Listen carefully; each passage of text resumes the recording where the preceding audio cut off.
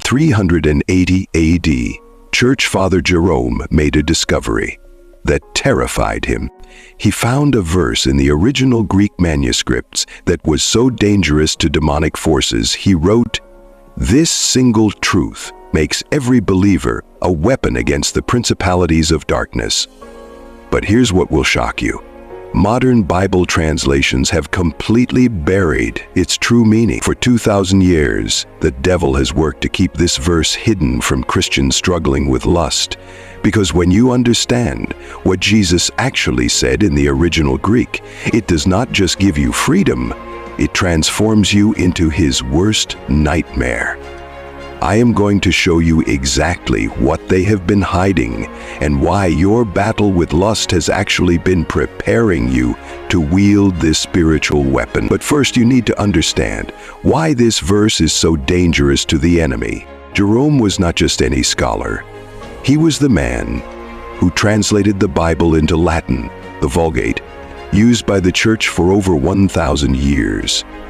But when he discovered this verse, in its original Greek context, he was so shaken that he wrote to his friend Marcella, "The demons flee not from our prayers, but from our understanding of our true authority in Christ." Here is what happened. Jerome noticed that whenever early Christians who struggled with sexual temptation truly grasped this particular verse, they did not just overcome lust. They became the most powerful spiritual warriors in their communities.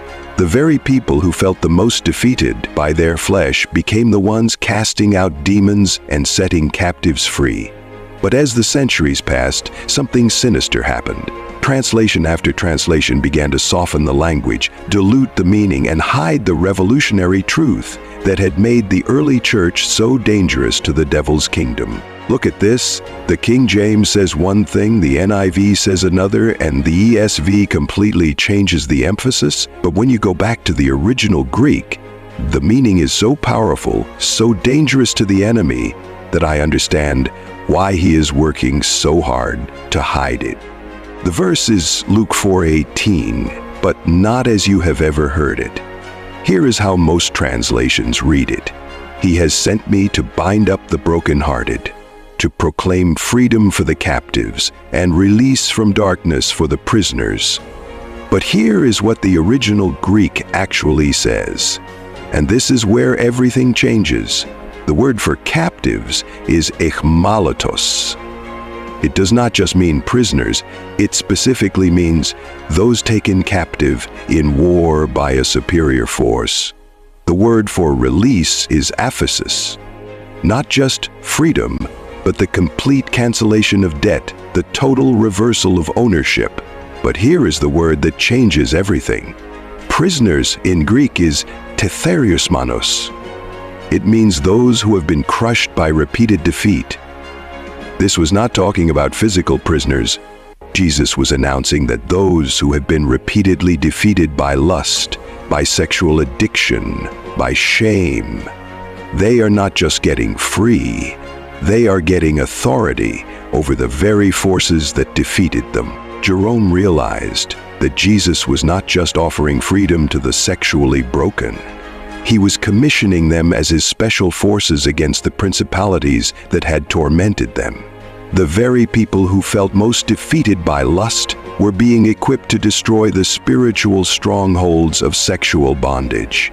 This is why devil has hidden this truth for 2,000 years, because when Christians with lust struggles understand their true identity, they do not just get free, they become liberators. Now here is where this gets revolutionary. Throughout Scripture, God has a pattern of taking people's greatest weakness and turning it into their most powerful weapon. David's youth and inexperience became the very thing that defeated Goliath. Moses' speech impediment became the mouth that spoke God's words to Pharaoh. Paul's thorn in the flesh became the source of his greatest ministry power. But here's what Jerome discovered that modern Christians have forgotten. Your struggle with lust is not disqualifying you from spiritual authority, it is qualifying you for a specific type of spiritual warfare. In the original Greek, the word for spiritual warfare in Ephesians 6:12 is pale. It means hand-to-hand combat. This is not distant warfare, this is a close-quarters battle. And who do you think is most qualified for hand-to-hand combat with the demons of lust? Someone who has never fought them, or someone who has been in the trenches. The enemy has been attacking you with lust because he knows your potential. He has been trying to defeat you before you discover what Jerome knew, that your struggle has been basic training for spiritual warfare. When you understand Luke 4:18 in its original context, everything changes.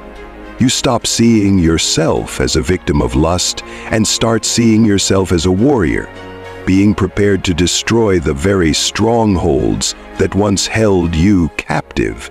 This is the truth devil has been hiding. Your lust struggle is not evidence of your weakness, it is evidence of your calling to demolish sexual strongholds in other people's lives. Here is how you activate this hidden truth in your life. The same protocol Jerome taught to believers in his day.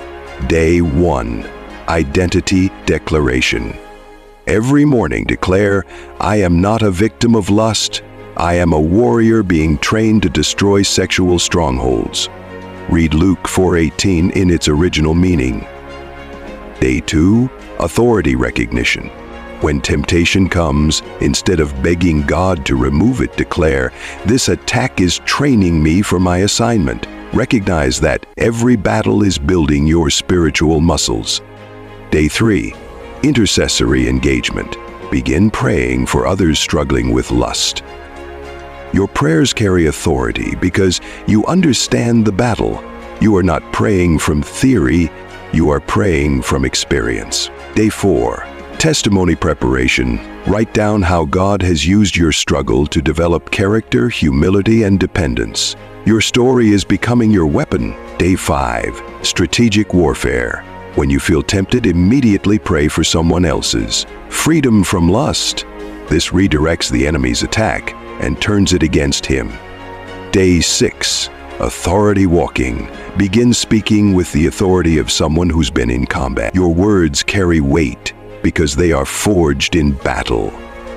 Day 7. Commission. Acceptance. Pray this prayer. God, I accept that my lust struggle has been preparation for my calling.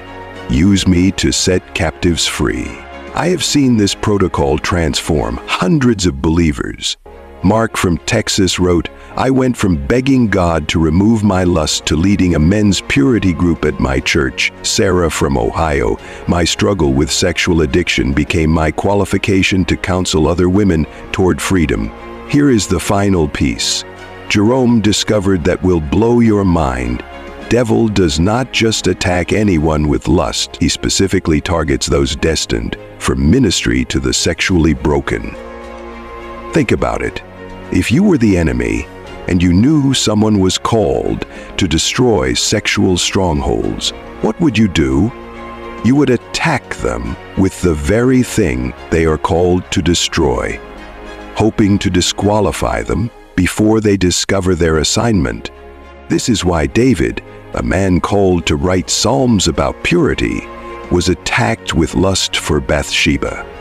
This is why Samson, called to be a deliverer, was targeted through sexual temptation. This is why Paul, called to teach on spiritual warfare, was given his thorn in the flesh. Your lust struggle is not random. It is strategic. The enemy has been trying to destroy your calling before you discover it. But here is what Jerome realized. Every time you resist temptation, you are not just winning a personal battle, you are developing the spiritual authority to break sexual strongholds in other people's lives. Every time you return to God after failure, you are learning the grace that will restore others. The very thing devil meant to destroy you has been preparing you to destroy him. This is why this verse has been hidden for 2,000 years. Because when believers with lust struggles understand their true identity in Luke 4:18, they do not just get free, they become freedom fighters.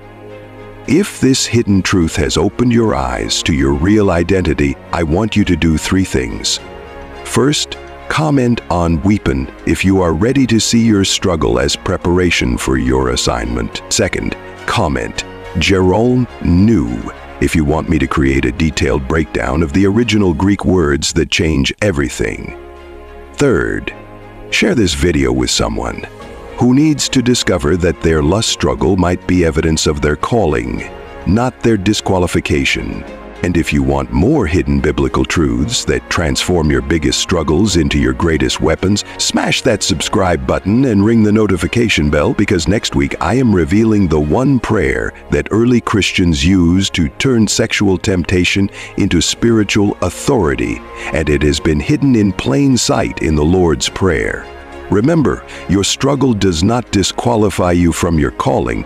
It qualifies you for a specific type of spiritual warfare. The enemy's greatest attack on you is about to become your greatest weapon against him.